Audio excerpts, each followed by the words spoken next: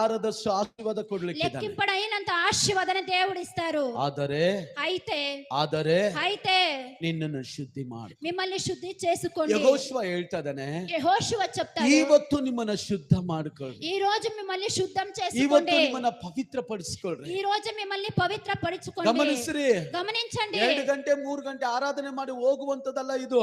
2 గంటల 3 గంటల ఆరాధన చేసి పోయేది కాదు. ಹೋದ ವಾರ ನಾನು ಹೇಳಿದೆ, పోయిన వారం ಇದು చెప్పండి, ನಮ್ಮನ್ನ ಆರಂಭಿಸುವಂತದ್ದು, ఇది మమ్మల్ని ఆరంభిస్తుంది, ಇದು ನಮ್ಮನ್ನ ಉಜ್ಜೀವಿಸುವಂತದ್ದು, ఇది మమ్మల్ని ఉజ్జీవిస్తుంది, ಇದು ನಮ್ಮನ್ನ ఇది ಬಲಪಡಿಸುವಂತದ್ದು, మమ్మల్ని ಇದು బలపడిస్తుంది, ನಮ್ಮನ್ನ ఇది ಸರಿಪಡಿಸುವಂತದ್ದು. మమ్మల్ని సరిపడిస్తుంది. ಇಡೀ ಭಾನುವಾರವರೆಗೂ ಆರಾಧನೆ ನಡೀತಾ ఇది ಇರ್ತದೆ.